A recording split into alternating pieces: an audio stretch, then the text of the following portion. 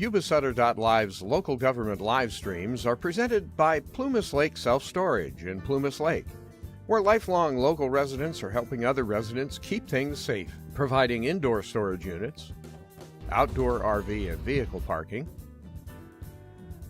moving supplies, and Penske truck rentals. Details at plumaslakeselfstorage.com.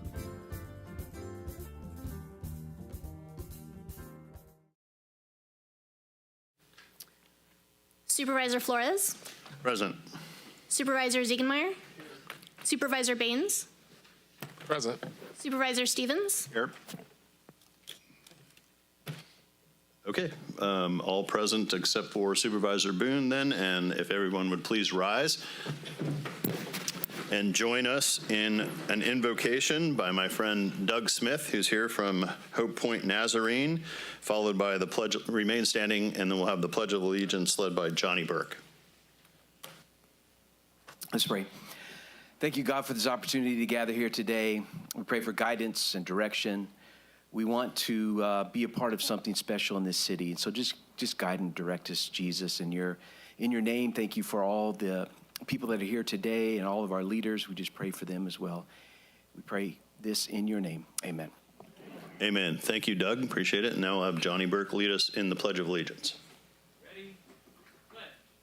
I pledge allegiance to the flag of the United States of America and to the republic for which it stands, one nation, under God, indivisible, with liberty and justice for all. Okay, thank you. Please be seated. And except for the supervisors. And I'll ask supervisors to join me up front here for some presentations. Will Brian Davis please join the board to receive a gold resolution in honor of your service to the community?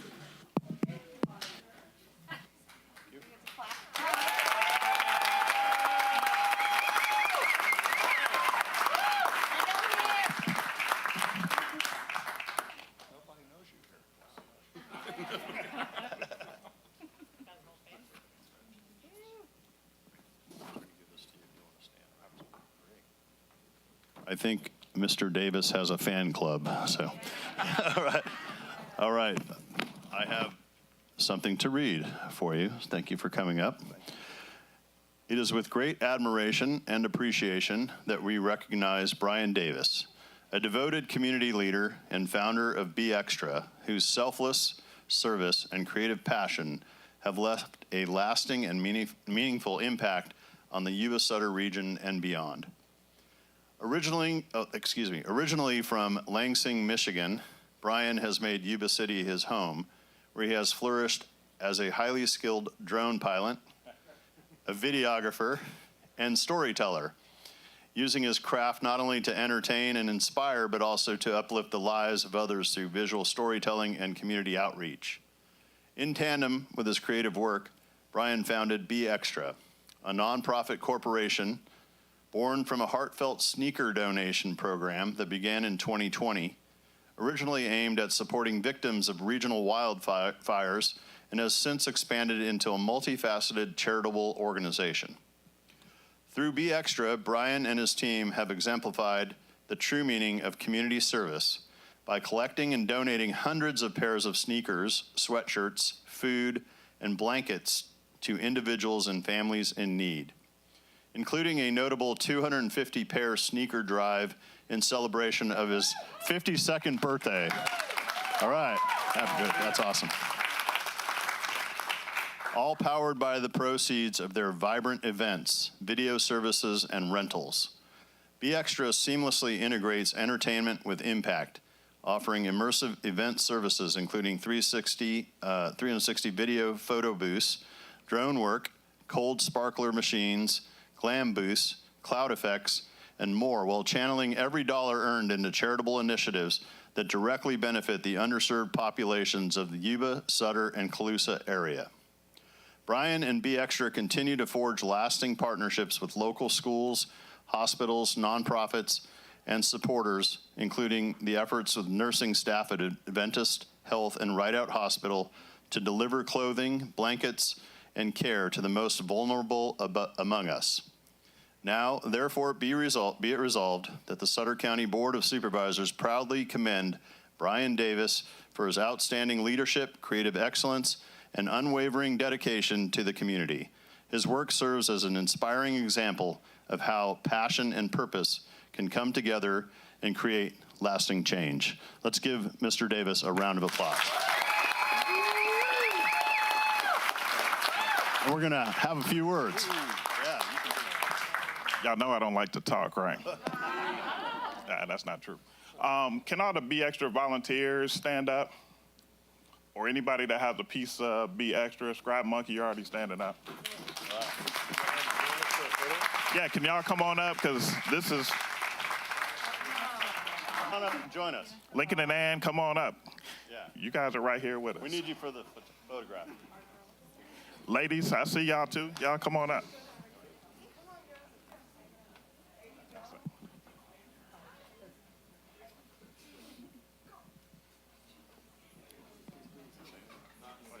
I know it is.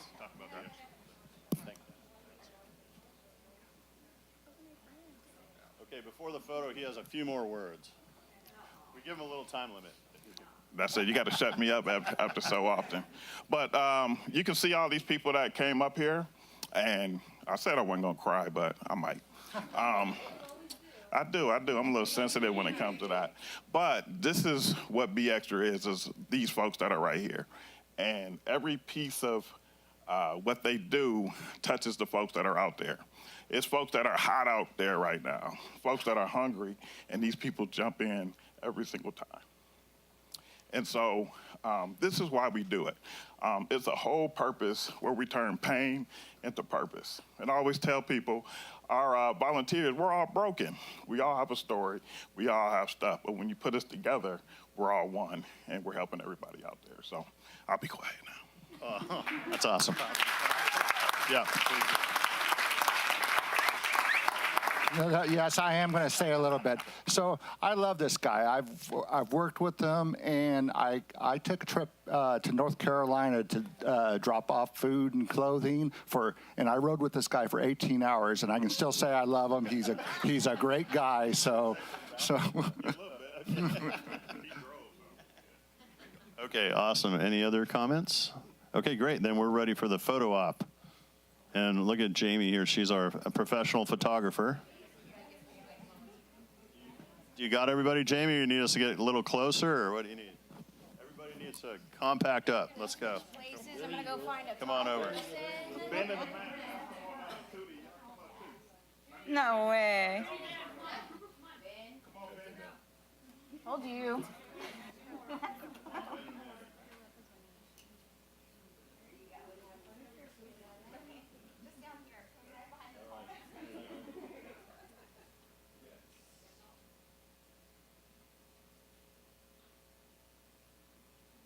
Awesome. Huge round of applause for this group. Thank you very much. Thank you, brother.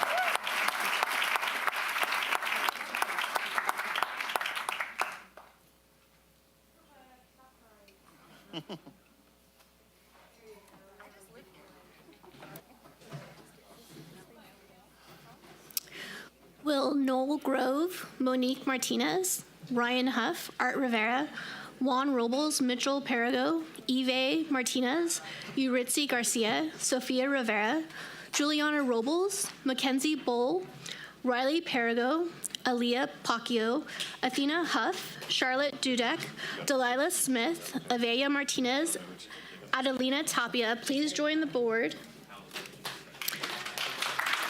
All right. Good to see you. Good to see you. To receive recognition for winning the 2025 Northern California Little League State Championships. Congrats. Congratulations. Okay, this is going to take us. Just a minute here. Supervisor Ziegemeier is passing out the certificate. Oh, perfect. The speaker is here. He waited for the grand entry. So, Supervisor Boone, come up here. You're going to be the main man. No, you're not actually the main person. The team is. But you come up and you can say a few words. And you know, this is basically. But this is your team, our team. You know, for Sutter County, and we're going to have live oak. Yeah, live oak. But we want First, Supervisor Ziegemeier is going to finish passing these out, and then Supervisor Baines is holding the plaque that you can present, okay? And this is Supervisor Boone's district, so he is the one. Okay, here you go, Supervisor. All right, well, this guy right here, Noel Grove. How you doing, Noel? Good, good. This is for the Live Oak Little League. He's the president.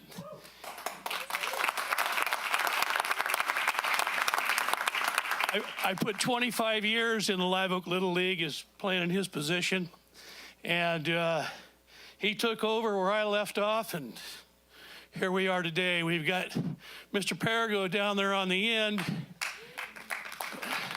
I coached a Little League team against him when he was about 10 years old, I think, something like that. So it goes back quite a few years. And these kids, I'm telling you, I don't have any kids, so Little League was my family, and it always has been. And it's in my heart, and you don't know how proud I am of you girls, all of you. You're my family.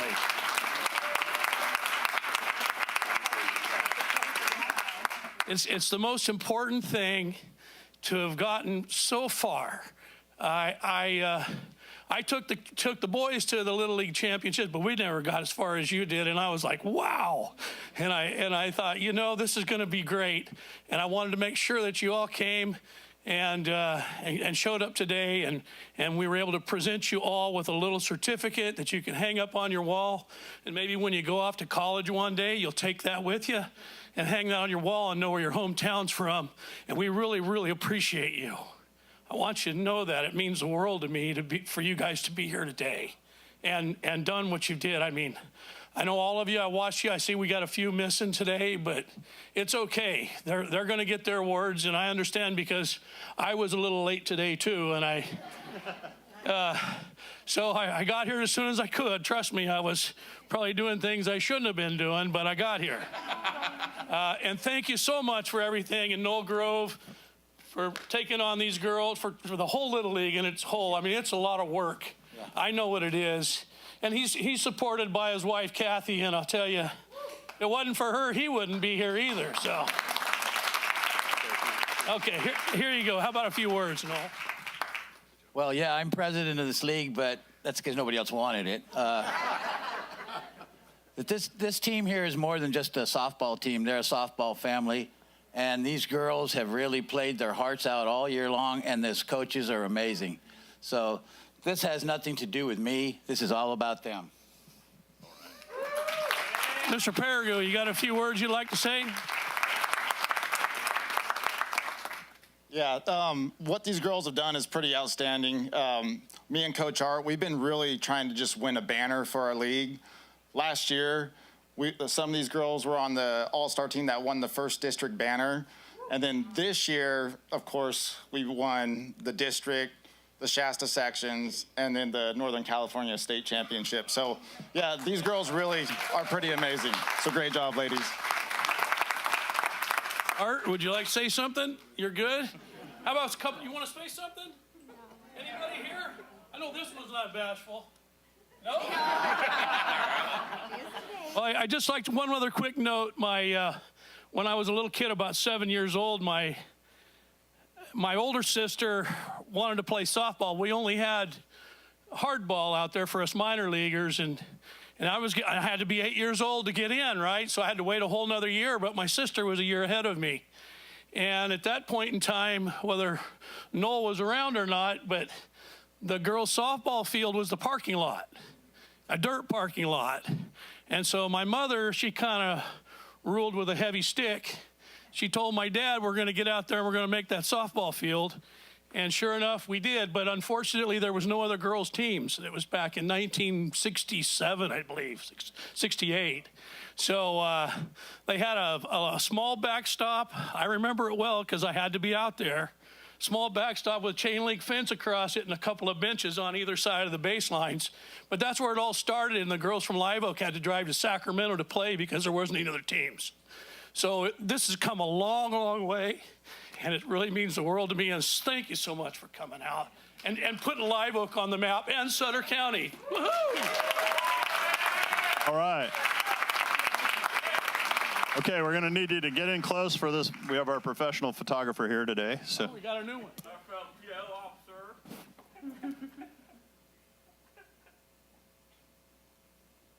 All right, and then from Sutter County, let's give them a real big round of applause. So we're just proud from Sutter County all together. Thank you, guys. Congrats. Good job. Here, give it here. There we go. Great job. Keep it up, man. Thank you so much for coming. We Yes, appreciate guys. it. All right, thank you. It really means the world to us. Thank you for putting Sutter County on tap.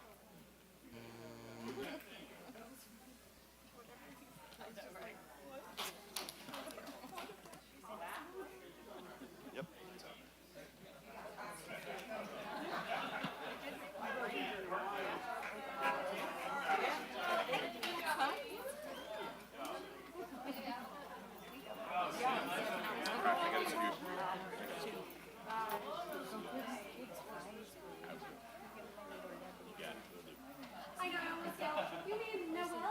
Let's let them exit here for a minute.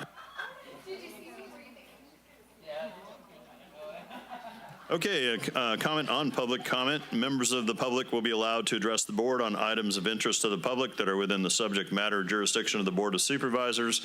State law provides that no discussion or action may be taken on any item not appearing on the posted agenda. We'll move on to consent. Oh, first, are there any public comments? Sorry. Yes, we have 3. The first is Maggie Walker. Maggie.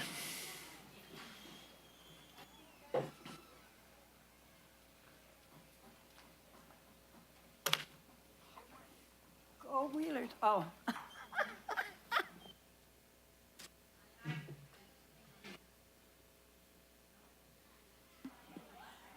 Hi, I'm Maggie Walker. I'm just here to promote the High Wheelers baseball team here in the Yuba-Sutter area. I'm a fan tonight, but I am also an employee. They don't know I'm doing this, but that's okay.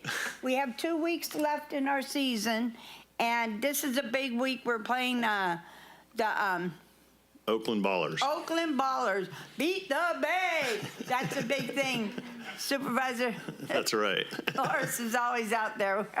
And Supervisor Stevens, you know. But this week they're doing, tonight is what they call back to school night. And it's $2 to get in the game. $2 brew, guys.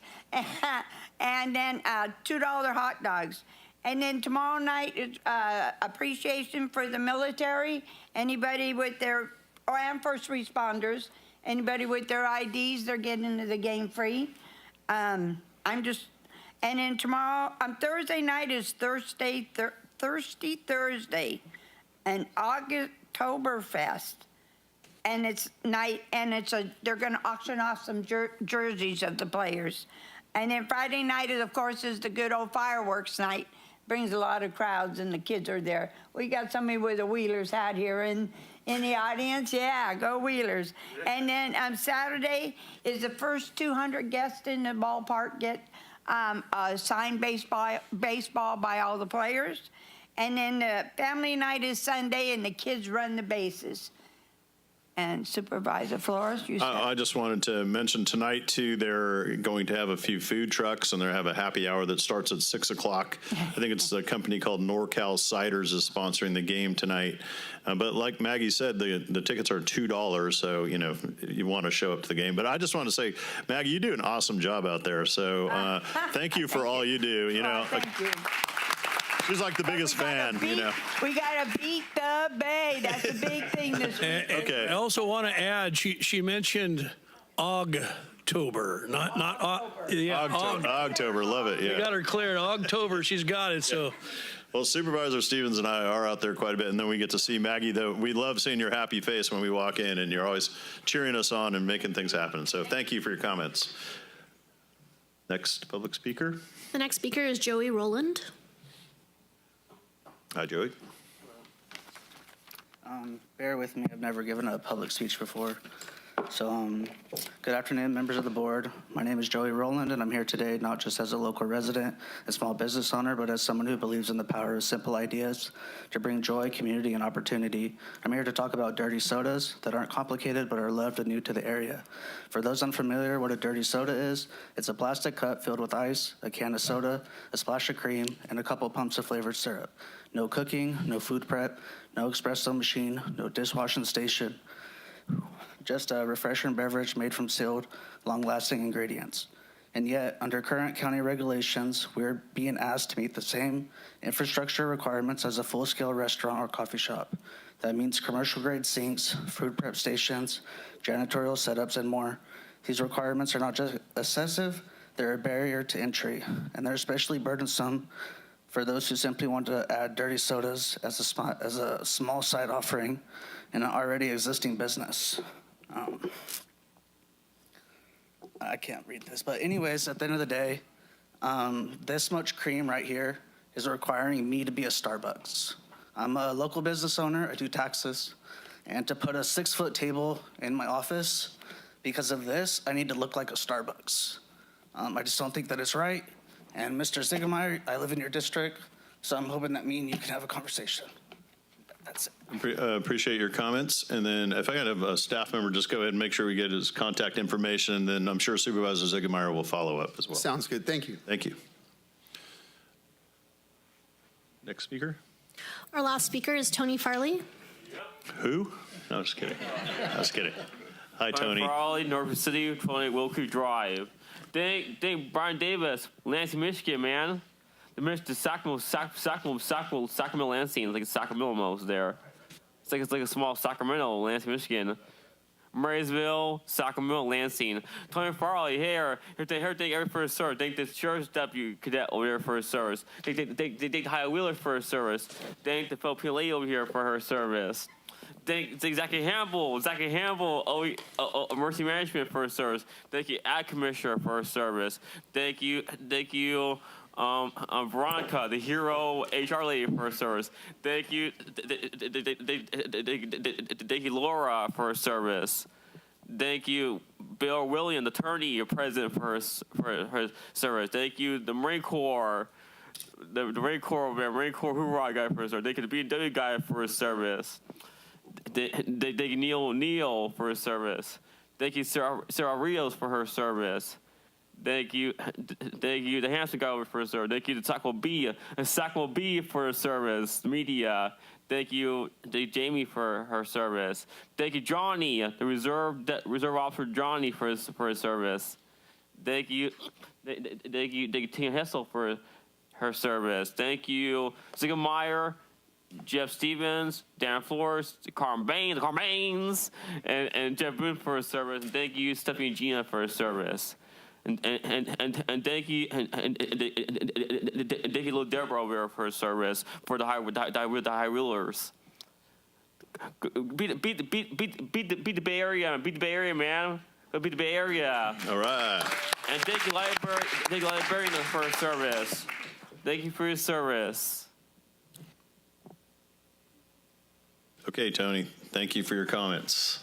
Any further guest speakers? Okay, there being no further guest speakers, we'll move on to the consent calendar.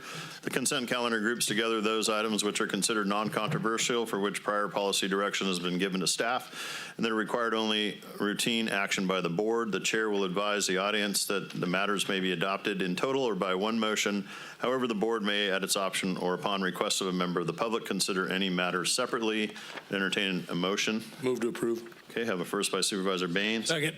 Second by Supervisor Stevens. Sorry, he beat you there, Boone. We'll okay. And then we'll take a roll call vote, please. Supervisor Boone? Aye. Supervisor Flores? Aye. Supervisor Ziegenmeier? Aye. Supervisor Baines? Aye. Supervisor Stevens? Aye. Okay, thank you, Madam Clerk. The ayes have it, and we'll move on now to appearance items. Presentation from the Sutter Yuba Homeless Consortium.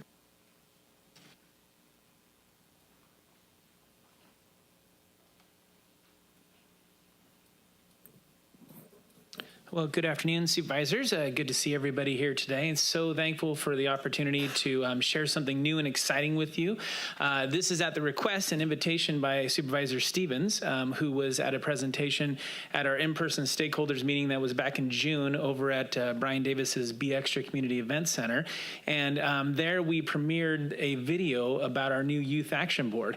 And I just want to tell you that the conversation about a youth action board started a couple years ago, and Yuba County Office of Education and Sutter County Superintendent of Schools have really taken the ball and rolled with it to be able to connect with students that they met through the school year and beyond that were either currently homeless or had lived experience in being homeless. And so they helped to gather some folks to get some input, and you'll get a chance to see some folks in the actual video, and then some of them are here present today.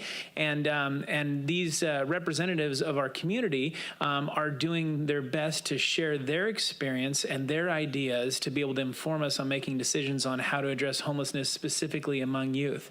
The whole conversation about a youth action board started a couple years ago when we realized a couple things. We didn't have one. Other areas had one. Other areas that were successful in addressing youth homelessness had a youth action board with lived experience so that it could inform decisions. It also makes you eligible for other federal and state grants as well, because it's an important piece of the puzzle of trying to figure out how to address homelessness among youth.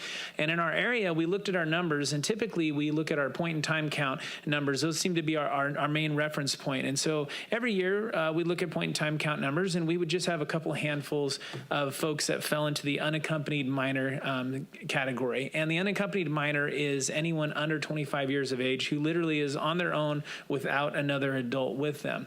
And so we figured we didn't have much of an issue, at least from a consortium standpoint. But then we started talking to the school systems, and their homeless liaison representatives were meeting with students who didn't fall under, and you'll hear a little bit about this in the video, the normal housing and urban development statute for what is homeless. But they were meeting lots of kids who were couch surfing or doubled up with other families, and a ton of kids in our area. In the video, you'll hear me mention that last year it was 1 in 30 kids in both Yuba and Sutter counties that falls into that category.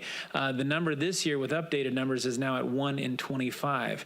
And so we realized we do have homeless youth in our area, and how to address it, no better way to start than by talking to folks that have lived there, can give their input. And so with that, we have a video we'd like to share with you that the clerk here will put up, and you guys don't have to hear me talk. So welcome and thank you for being here. Our Youth Advisory Board was created to shine a light on unaccompanied homeless youth in Yuba and Sutter counties, a population that is too often overlooked.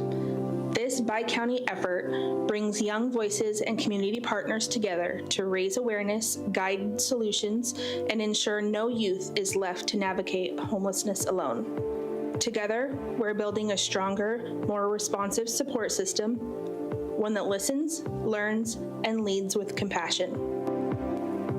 My name is Johnny Burke, and I'm the Executive Director for the Sutter Yuba Homeless Consortium. Our organization serves as what's known as the Continuum of Care for both Yuba and Sutter counties. The Continuum of Care program is a program that goes through Housing and Urban Development, which is the nationwide organization that keeps track of all statistics on folks that are looking for housing or experiencing homelessness and a variety of different things.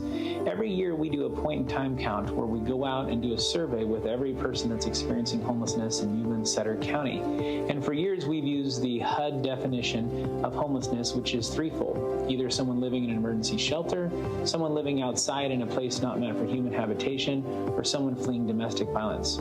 Every time we've done a point-in-time count, we typically end up with a couple handfuls of folks that fall into the youth category out of roughly 1,000 people in our bi-county area that are experiencing homelessness. Until recently, we've been made aware of the McKinney-Vento statute, which provides a different definition of homelessness, which you'll hear more about later in this video.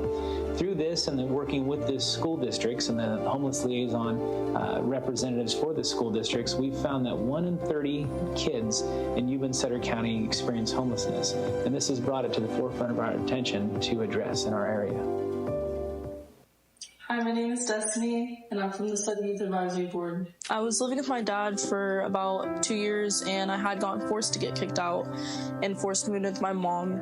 I was with her for about a month, and one morning I woke up with my stepdad and her arguing. I grabbed something for self-defense, and I had the cops dialed on my phone. And after that, I moved in with one of my guy friends, and I was living with him for about a year, and I had gotten kicked out. I grew up here when I was about 3 or 6 years old, and I went through like a lot of stuff that maybe a lot of people wouldn't find normal. It's weird like having friends, and I'd explain to them a lot of the stuff that I've been through, and they would just like look at me like I was weird. I have so many traumatic memories, like it's crazy, and it's just not normal at all. It's just like, it's completely messed up. But I think I've had a lot of good memories with my siblings too in this house. Family was experiencing homeless. We went to Cans of Hope, and we got help from them. And me personally, I was so young, I barely remember it. I just remember staying at church, going church to church every night. And then in the summer, the Hands of Hope would stop.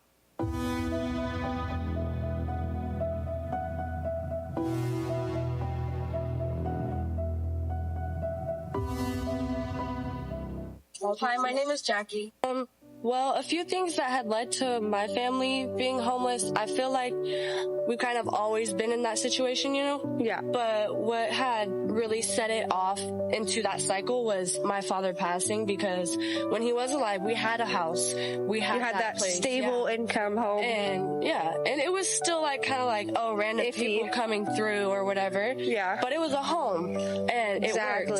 And so after that, it was just like, you know, the trailers, all that stuff, and like, I honestly got saved, and kind of instead of like, that's why I never thought that I was actually homeless, because I wasn't physically on the streets sleeping, because you weren't in your what you thought was homeless. You didn't think that you were.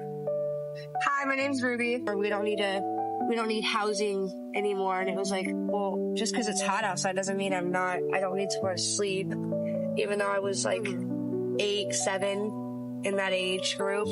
It sucked, but I mean, I couldn't do anything about it. I wasn't old enough to even process that I was homeless, let alone didn't know where I was gonna eat my next food. I didn't know when I had my next shoes. Hi, my name's Nicole. What place would be safe? Yeah. Like you have the jungle. The jungle is not actually a safe place. I've been in there. It is full of like aggressive people, tweakers, or people who will do drugs straight out in front of you and everything. And it was not a really great time. So even in shelters too, it was still dangerous, because you're put with people you don't know. Yeah. And with these people you don't know, it's like, okay. You have to trust some random people. I get it. And some of these people, they can be tweakers, they can be aggressive. And it's like, okay.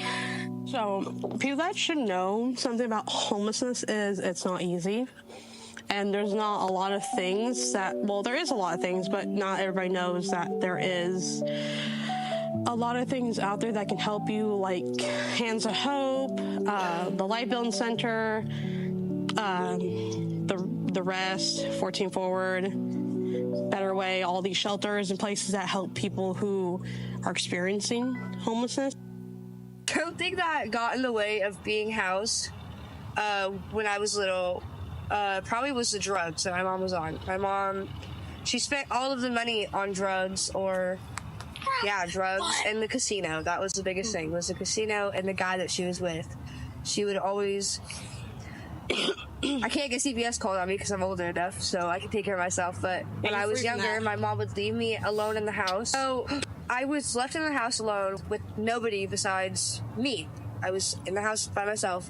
And I remember one day my grandma would come knocking at the door, and me being me, I was told, you don't answer the door for nobody. You don't answer the door for the police. I don't care if it's your grandma. I don't care. You don't answer the door. If you open that door, you're going to get kidnapped. That was my biggest thing, was if you open the door, you're going to get kidnapped.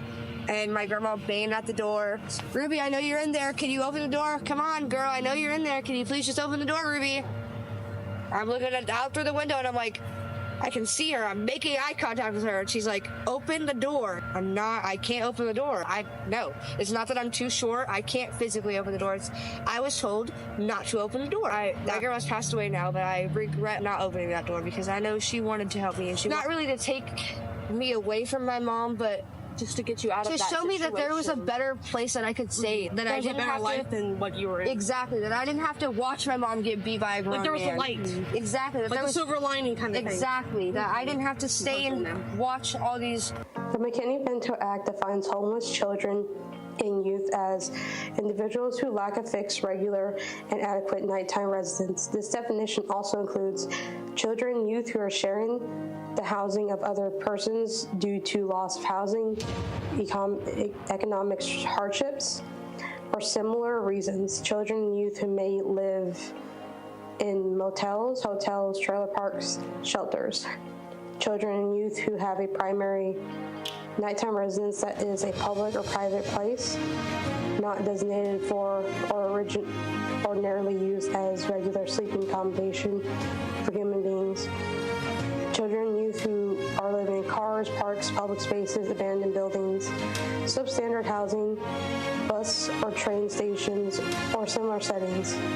Migratory children who qualify as homeless because they are children who are living in similar circumstances listed above. People at school helped me a lot, and the school already knew I was homeless because they had me fill out a paper. They gave me food packages and stuff that they give out every month, and it was helpful when I first started speaking out about my situation, which I struggled with because I didn't want to talk about my situation, and it was mostly Miss Jackie that made me comfortable in coming forth, and she appointed me resources to help me get to a point where I had more opportunities and ways to comfortably be at school. Mind over matter, that's really what it is, honestly. Matter is the situation, and mind is how you process it and take it in, as well as how you deal with what is going on. What helps is to categorize. You have to section out parts of your life so you can still be successful and not let what you're going through affect what you can do. This is very important in not weighing yourself down. I feel like your biggest hater and your biggest battle is yourself and mind, so be kind to yourself. Youth Advisory Board makes me feel so comfortable, and it makes me feel like I don't have to, not only do I not advocate for myself here, I advocate for other people, and it's amazing because I feel like the little things that I am talking about now to you, everybody hears. I know nobody sees this right now, but everybody hears it. So it's really nice to know that the Youth Advisory Board helps me a lot that way, because not only did I listen to it from my dad, learn that I can advocate for myself, from my dad, from my principal, from my school, I also learned it a lot from the Youth Advisory Board, that I can show people who I am, and they don't need to be afraid, and they don't need to be uncomfortable. I used to be homeless, and now look at me. I have a job. I work at the Yuba County One Stop on a grant. I am working as an office assistant. I'm about to be a volunteer at the Pound. Looking back and seeing my old self, I don't know what I would tell her. I would just tell her it's going to get better eventually, but I don't like that word eventually. It's going to get better soon.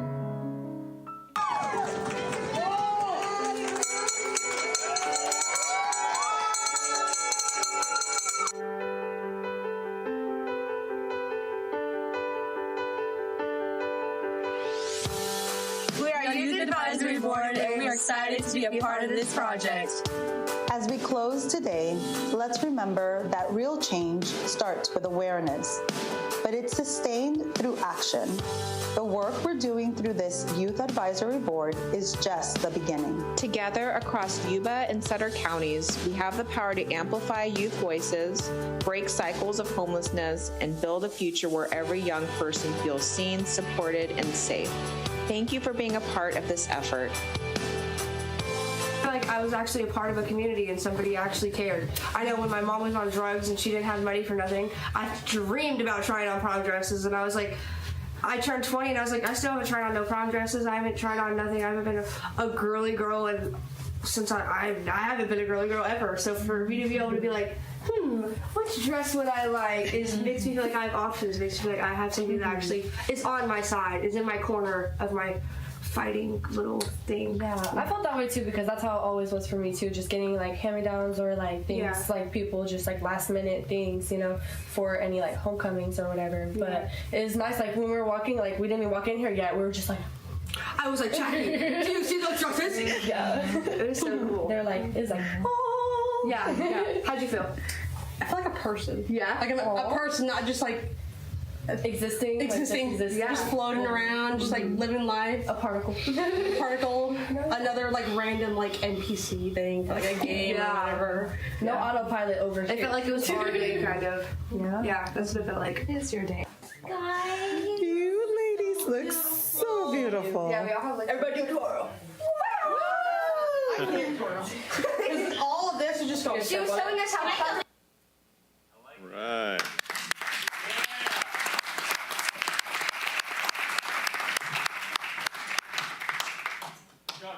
So thank you for taking the time to watch that. That video was put together by Brian Davis, whose video exploits you have now seen, and you know how good he is. Those drone footage there's from our #1 drone footage pilot, right? And this video was put together primarily by folks from Yuba County Office of Education, Sutter County Superintendent of Schools, Marysville Joint Unified School District, Yuba City Unified School District, Wheatland Union District. All the districts contributed, and different representatives came from different schools to be a part of our Youth Action Board. And so we're very excited about hearing stories and some things. We had a community input meeting last week in Marysville for our new application funding round for the state of California for HAP funding, and we had a couple of the representatives of the board there to give some input, and that's exactly what we're looking for, is we want to hear real life stories. And if you listen to all the different testimonies through there, you heard different things that affect folks that lead and contribute to homelessness. You heard about relationship issues. You heard about drug issues. You heard about addiction issues. You heard about a variety of different things, loss of a family member. All these things are the things that contribute to folks becoming homeless in our area. And so they have quite a viewpoint to be able to share with us. And so we're very excited about them and excited about all the work that they're going to help us out with, because my goal is always to have everybody else do all the work and me not to do it. So that's going to be on them. So. Well, hey, great job. Can you take a moment to introduce the actresses that were on the film? Maybe they can stand up. I mean, yeah. You know, I know that I see some familiar faces out in the audience here from the video. So and maybe if you could stand up. Yeah, maybe. So Ruby and Jackie and Nicole are here.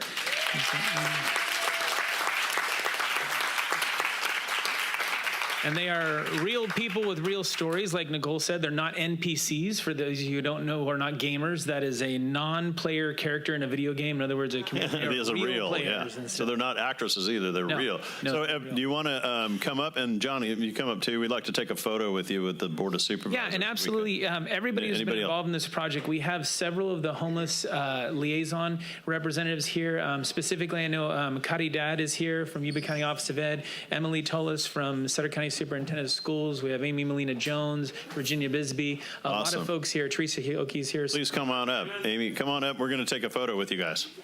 Yeah. Full ops.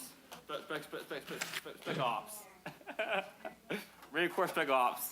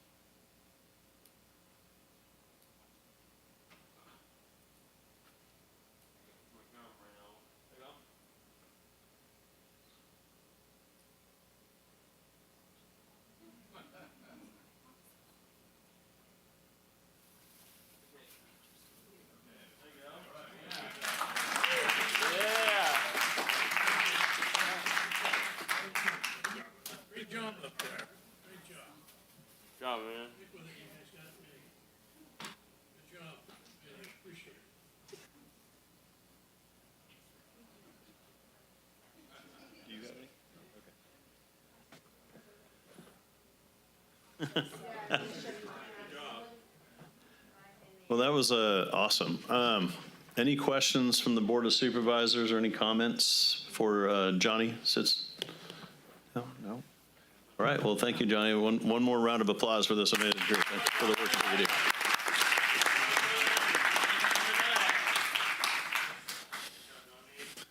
Okay, we'll move on to the next item. Receive fiscal year 2024 to 25 report in compliance with AB 2561 and addendum to the Myers-Milius-Brown Act.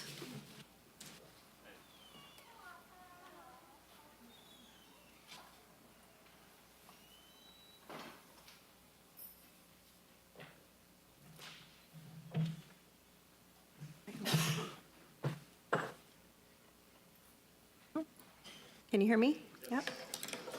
Good afternoon, Honorable Chair and members of the board. My name is Allison Wadkins. I'm an HR analyst, and I'm here representing Human Resources today to present our AB 2561 annual report.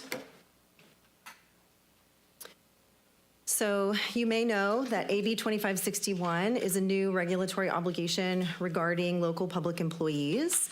It tells us that we must come to you annually in a public hearing to report the vacancy rate within each bargaining unit. We should also discuss our recruitment obstacles and any ways to alleviate those obstacles. So if the vacancy rate for any particular bargaining unit is over 20%, we are also required to give you information regarding the job vacancies within those bargaining units, the total number of applicants for those vacant positions, the average number of days to complete a hiring process from the time that a position is posted, and also any opportunities that we identified to improve compensation and other working conditions. For the fiscal year 24-25, none of our bargaining unit vacancy rates hit that 20% mark, so I will not be giving you all of that information, all that extra information today. Today we'll just be going over the vacancy rate and our recruitment challenges. So our first bargaining unit is Sutter County Employees Association. They are by far our largest unit, making up the general, supervisory, and professional units. Together, they total 757 positions, and we had a 15.6% vacancy rate. Next is the Sutter County Peace Officers Association with 54 positions and a 16.7% vacancy rate. The Sutter County Probation Officers Association has 39 positions and had a 17.9% vacancy rate. The Sutter County Professional Firefighters Association with 21 positions and a 19% vacancy rate. And our Sutter County Deputy Sheriff's Association with 93 positions and an 11.8% vacancy rate. So our recruitment and retention challenges, the three main things that we've identified are low wages, a lack of qualified applicants, which we mostly attribute to low wages, and a lack of outlined growth opportunity. So areas for opportunity, these are things that HR is always working with departments to do, but we just wanted to touch on them here. We utilize creative marketing to highlight our positions, our competitive benefits, our retirement, work-life balance, et cetera. We continue to make policy improvements to minimize hurdles and create efficiencies for departments and employees. We are always working to update our job specifications to better align with the market and meet department needs. We have a comprehensive, thanks, Tina. We have a comprehensive training program that we work on all year long to provide lots of opportunities for employees and also create clear career ladders to promote growth opportunity. And then last but not least is we continue our employee engagement and education through Be Well and our other benefit options. And with that, I'd be happy to answer any questions you may have. Yes, Supervisor Stevens. Hi, thank you for the report. When I was looking over this report in the pamphlet, what is the reason for the actual bill coming out? Was this to address a certain problem we were having, or I just didn't really understand it? So my understanding is that it was initially brought forth by unions and wanting to address the concern that positions were just being left empty instead of providing potential employment opportunities. And so this is just an oversight, a way to have oversight over those vacancies. Obviously, we, as an agency, don't want vacancies. We want our positions to be filled. We need employees. So we are already working and doing all of these things, like I mentioned, to fill those vacancies as quickly as possible. But we obviously can't control vacancy rates. So, but that's my understanding, is that it was mostly unions just wanting to make sure that there was some oversight, that we aren't just leaving positions empty and with no intention to fill. Okay, any other questions or comments? Okay, thank you very much for the presentation. Move on to the next item. Madam Clerk.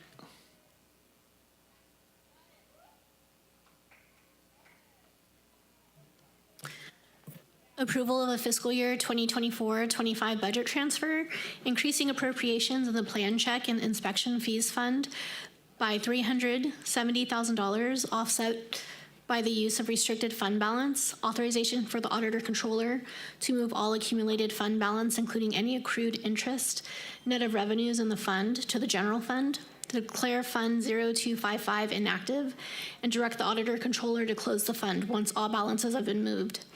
Authorization for the auditor controller to establish a committed fund balance in the general fund for dissolution of special districts, make a finding of a public purpose, and approve a budget amendment increasing appropriations in the general fund in the amount of $26,000. To allow for the transfer of funds to Rio Ramaza Community Services District, and authorization for the auditor controller to make adjustments to balance budget transfer 251-00-00197, approved by the Board of Supervisors on May 13th, 2025. Good afternoon, Honorable Chair and board members. I'm Laura Granados, Deputy County Administrator, and I'm here to present to you to request to close the Plan Check and Inspections Fees Fund and to find a public purpose and transfer those funds into a special district dissolution to be used as needed. The Plan Check and Inspection Fees Funds was used to hold deposits from developers that supported costs from development services. This fund was established prior to 1997, and there are no establishment documents or former records that exist.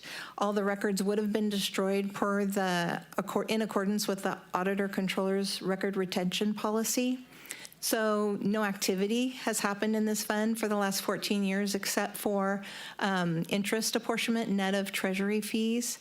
So we can only make suppositions that the work on the respective projects would have been performed and tracked, but charges were not made against the deposits in the special revenue fund. Therefore, general fund paid for or supported all those costs.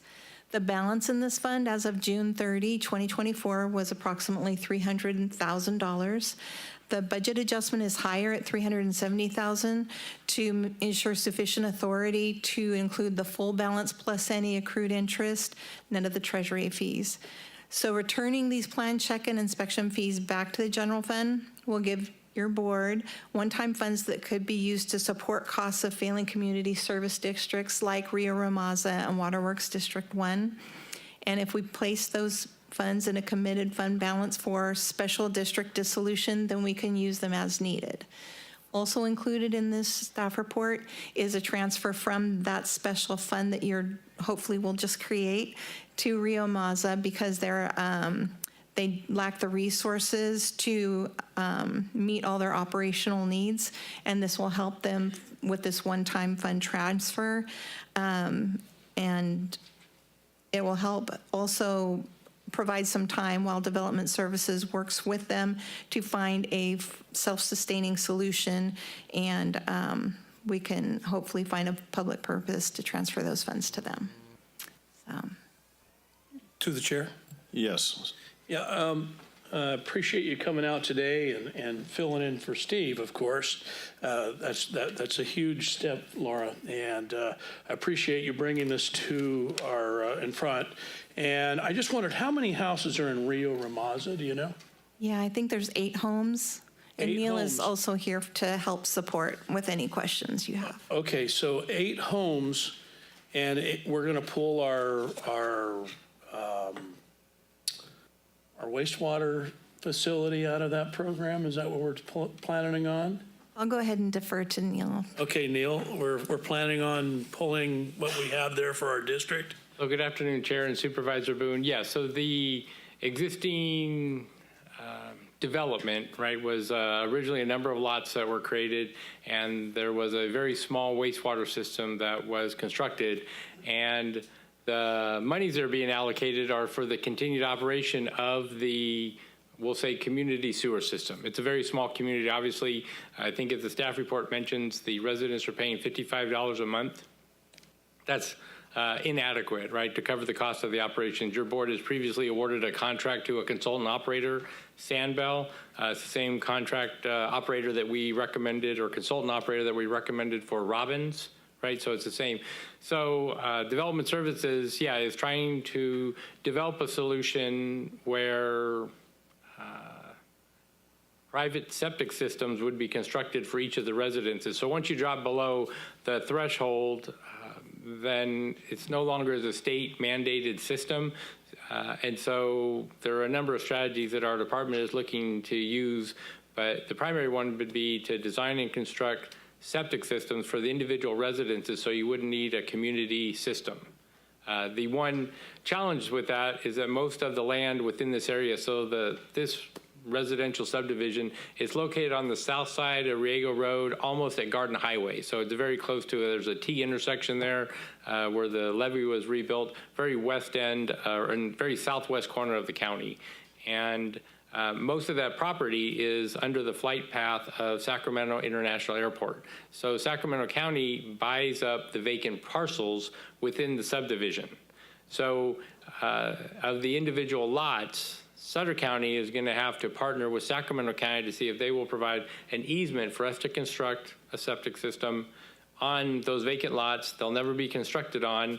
The Sacramento Airport received federal FAA funds for noise issues. So they essentially buy a property so that the jets, right, don't create the noise problem.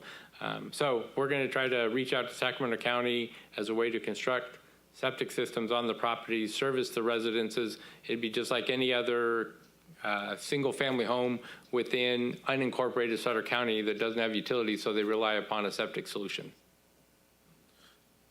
So approximately, what are we looking at? About 40,000 per home? We would like to be able to do it for less than that. We're going to try to do some value engineering, some cost cutting, and utilize county forces where possible for certain aspects of it. But then, yeah, we would have it constructed. We're hoping that the soils are sufficient so that we don't have to use a pressure dosing system, which would be more expensive. Most of the residences there are rather small, limited number of bedrooms, which is what typically sizes the septic system. And we would, bring all of that back before your board. The recommended action in order to transfer the funds is to, address an existing fund that's been dormant, quiet for quite some time, and they were collected for development projects. That's what Rio Ramaza was, and so we're just looking to allocate the funds to an appropriate purpose so that we can address this, just the operation and the eventual closure of the sewer system. So right now we're planning on moving the 370 into our general fund, and then we'll reallot it back into the Rio Ramaza area for No, actually, lines, or? yeah, we're going to take that 370 or whatever that final number ends up being, and we're going to put it in a committed fund balance just for special district dissolution. And then we'll just use it in parts as we need it. And so like in this one staff report, it'll be the $26,000 just to help them get to where they can be self-sustaining, yeah. Through the chair. So years ago, we put in a system, the county put in a system with development or fees, so these individuals that built these homes there worked off this system, what's no longer working today, but yet we're liable to continue operating the system?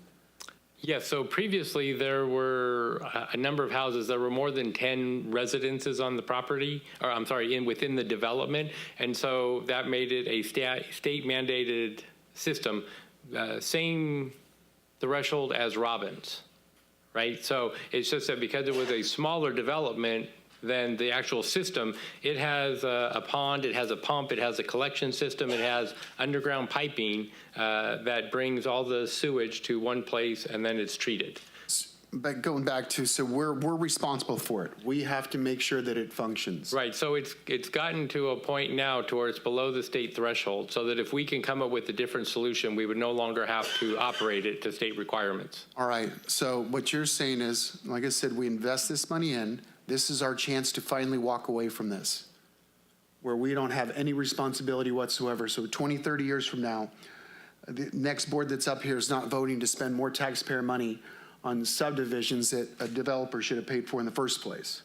Well, I think the recommended action before you is to, utilize, funds that were collected for development and to appropriate them correctly for this, dissolution of a special district.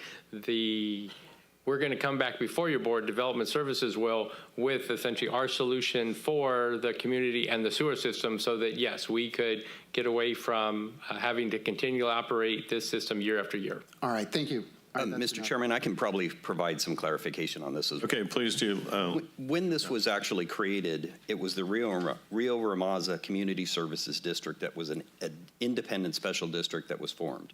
What happened was the board of directors essentially dissolved and the district came back to the county for the sole purpose of winding up the affairs.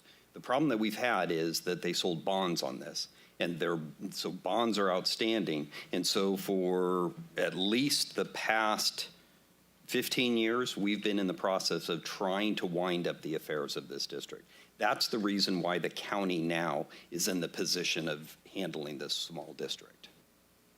I think it sounds like we're cleaning it up, though. Yeah. All right. To the chair, real Yes, quick. Supervisor Boone, go ahead. With respect to those bonds, do we have an outstanding balance remaining?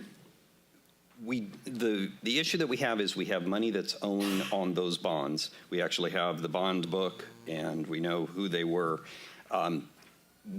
Recently, or not recently, probably 8 years ago, we sold a portion of that property. And so money was paid by reason of an eminent domain to take a portion of it. So we have money in an account that's sitting there that really needs to go to the bonds, and we're still in the process of trying to figure out how we address that issue. So do you have a number on how much we owe the bonds or how much bond are owed back to the people who purchased them? I did about 15 years ago when I was last weekend on this. We now, in our office, what we're doing is we have Deborah is working with, I believe that she's getting bond counsel and an accounting firm to address this to see what we actually have to do to wind up this district. So if there is some money owed to those investors that purchased those bonds, can we use this 370 to cover that? Well, that would be, if we were to do that, then we'd be using general fund to pay that money back. And so what we'd be looking to do is the money that came from the sale of that one parcel, that is money that is within the district and that's funding of the district. Anything other than that would be loaning or giving money for that, giving county money for the payment of those bonds. So possibly at the next meeting, we can get kind of a number where we're at on how much is owed to those bonds. Yeah, absolutely. I mean, we're in the process of trying to figure out how to get this to happen. Several years ago, I had the treasurer tax collector trying to figure out how we can do this. He was unable to do it. It's sat for a number of years, and we're just trying to figure out the best way to do this with those outstanding bonds. Got it. Thank you. Appreciate your time. Okay, if there's no further discussion, I'd make a motion to motion. Okay, a motion from Supervisor Ziegemeier, second from Supervisor Stevens. Roll call vote, please. Supervisor Boone? Aye. Supervisor Flores? Aye. Supervisor Ziegenmeier? Aye. Supervisor Baines? Aye. Supervisor Stevens? Aye. Okay, the ayes have it. The motion carries. Thank you. We'll move on to the next item. Approval to fund the fiscal year 2023-24 felony incompetent to stand trial growth cap penalty in the amount of $229,500 with one-time public safety realignment 2011 funds for payment to the Department of State Hospitals for the fine amount of $229,500. Authorization to establish a new cost center, unfunded state programs in the general fund, administration fund for new state unfunded costs, approval of a budget adjustment to the fiscal year 2025-26 tentatively approved budget, increasing appropriations and other charges and operating transfer in the amount of $229,500 within the unfunded state programs budget. Incompetent to stand for trial program, offset by an operating transfer out and cancellation of the fund balance of $229,500 within public safety realignment 2011 budget, and approval of a submission of the Sutter Connect startup costs as a proposal for an amount equivalent to the fine amount of $229,500 for implementation of the county's diversion plan to the Department of State Hospitals. Okay. Thank you. Hi, Jamie. Jamie Yang, Deputy County Administrator. Good afternoon, Honorable Chair and board members. The incompetent to stand trial penalty payment has been a recurring topic in this year's budget presentations, as you're aware. In July of 2023, your board approved a $500,000 five-year agreement with the state at $100,000 each year to convene a collaborative stakeholder work group to focus on developing local strategies to reduce the number of felony IST individuals who would otherwise be transferred to state hospitals for competency restoration. Department of State Hospital set a cap of 15 placements for Sutter County. In fiscal year 23-24, we exceeded this baseline by 4, resulting in a $229,500 penalty. DSH will return the full penalty amount once a diversion plan is approved and annual reporting requirements are met. So staff explored interest from CSAC, RCRC, and CASE in pushing back on the penalty, but there was very little to no interest. As DSH has the legal authority to impose fines and could withhold other county funds for non-payment. The fine will not impact the general fund for this current fiscal year. On August 14 of this year, the CCP approved using 2011 public safety realignment funds as a one-time payment. However, future fines remain possible as this is considered an unfunded state program. To prepare, we recommend establishing a new cost center, unfunded state programs, cost center 1106, so that we can better track these costs and demonstrate the type of burden that these type of costs is having on the county. To meet state requirements and recover the penalty amount, we propose Sutter Connect. It's a pilot diversion program for up to 5 probation-connected individuals with complex health and behavioral needs, developed with support from a collaborative of county departments and court administration. If approved, the county will submit the payment to DSH for the fine amount, and the Auditor Controller's Office will process the budget amendment as the payment is due this week. In addition, the county will submit the Sutter Connect startup costs as a proposal for an amount equivalent to the fine amount of $229,500 for implementation of the county's diversion plan. I'm happy to answer any questions that you may have. We do have members of the collaborative stakeholder work group here to help answer questions as well. Okay, thank you, Jamie. Before I come back to the board, are there any public comments? Okay, there being no public comments, Supervisor Stevens. Yeah, Jamie, if I understand right, and I hadn't heard this before, we will eventually get those funds back? That is correct. It's a fine, but we're getting it back if we do all the right things. That is correct. This whole thing is crazy to me. So tell me about the 15 people. How did we come up with Sutter County gets 15? Why not Sutter County getting 20, or why not 30? How do they come up with that? Thank you so much, Supervisor. Sarah Eberhardt-Rios, your Health and Human Services Director. And so typically these folks are identified all along through the legal process, and they have a doubt that is raised on their competency to stand trial. And so they need to be restored to competency. They can be restored via an early restoration program that's operating in the jail currently called EASE. If they are not restorable and they've committed a felony offense, it is the Department of State Hospitals' responsibility to do that competency restoration. And so those folks that are not restorable in the early restoration program are then referred to the Department of State Hospital for admittance and consideration. So it kind of is identified through that process, ultimately, typically through jail medical. So our jail medical comes up with that 15 count, or is Sacramento allowing us only 15? I'm not understanding. Oh, I'm sorry. So let me clarify. Thank you for that additional question. Okay. So the cap itself actually was identified by the Department of State Hospitals. So they used a formula which counties did not agree with to determine the cap of 15. Is there any way we can raise our cap so we don't get this fine in the future, or because we have the people we have. We can't change the fact that we have, criminals out there doing the things that they're doing and everything. So we're just stuck with where we got to pay the state a fine if we have more people.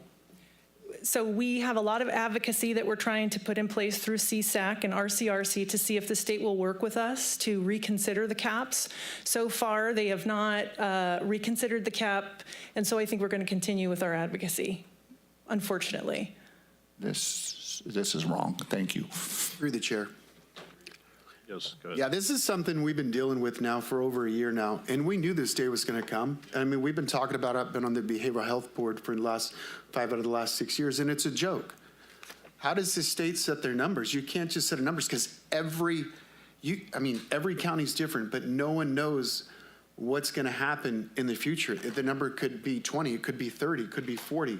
We don't know. We just hope for the best. We hope that individuals don't have to go through this. But yet they come down to the counties and say, we're going to fine you because your numbers that you don't control. No one controls this. This is that individual because your numbers hit that. That is wrong. And I'm upset with CSAC for not supporting us on this.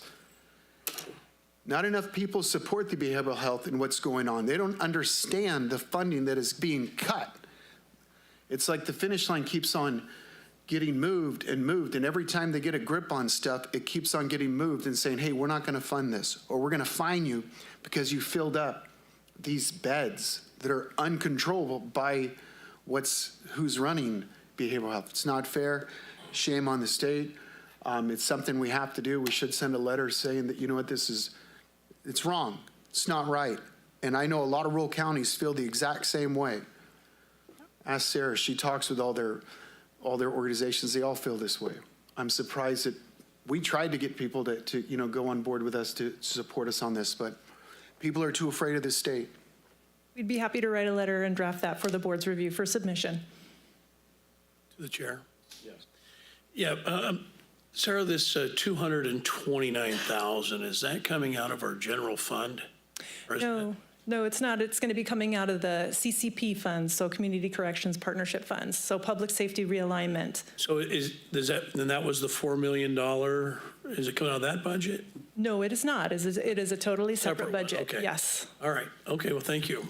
Yeah, through the chair, but to my point is that funding comes out of and that's going to affect other funding. It is still local county funding, the CCP. So yes, you are correct.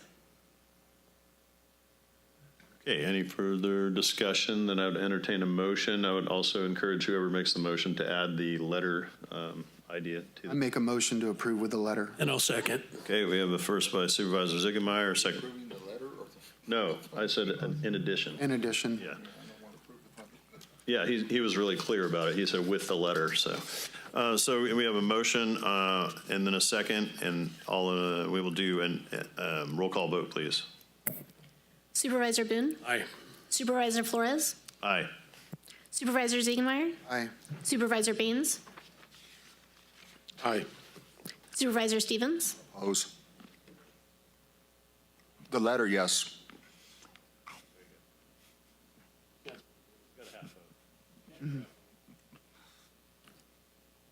So he's in favor of writing the letter, but not the other portion. So what's It would still be a no, but it It'll be a passes no. because Okay, there's thank you. 4 or So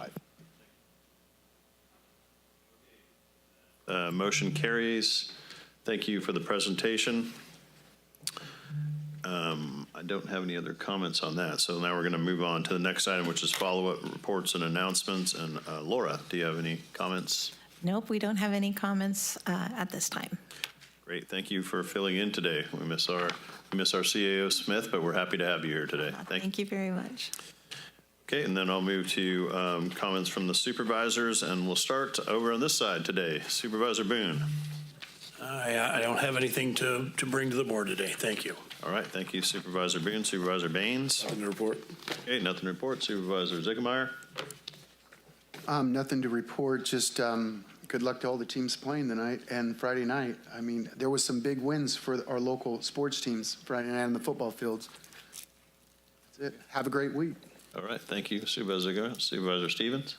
Yeah, just one thing. Yesterday, I had the honor of going out and presenting a proclamation to Darrell Wilson. He was somebody that had worked for the county for, I think, over 40 years, he said. And his grandson got in touch with me that he had passed away, and he was very instrumental in starting the Tudor-Walton Fire Department. And there's nobody here from the fire department, but I'd just like to extend my thanks to them. They put together 2 trucks. They got the father of the deceased brought him in with his ashes, and they just did a really super job. And I heard several of the family members just talk about how really cool it was. So I just wanted to say thank you to the fire department for doing that. Thank you. Did you want to request a recognition from this board, or did they already got it received? Okay, great. Through the chair, sorry, I was going to wait, but I'll just do it. Let's close in memory and send a letter to Bobby LeBrew's family of Sutter and Lee Trainham of Arbuckle. All right, thank you, Supervisor. I have one request, and that would be a request for a plaque recognizing Steve Marshall for 20 years of volunteer service to the Elections Department for Sutter County. So make that request, then I'd entertain a motion. Second. Okay, first by Supervisor Baines, second by Supervisor Ziegemeier. All in favor? Aye. Aye. Okay, the ayes have it. Motion carries. Meeting is adjourned. Thank you, everybody, for joining us. Closed session. What did I miss? Closed session. No, there's no closed session. There is no closed session. No. All right, everybody, thank you for coming. Take care. Yeah, take it easy. Yuba-Sutter.live's local government live streams are presented by Plumas Lake Self-Storage in Plumas Lake, where lifelong local residents are helping other residents keep things safe, providing indoor storage units, outdoor RV and vehicle parking, moving supplies, and Penske truck rentals. Details at plumaslakeselfstorage.com.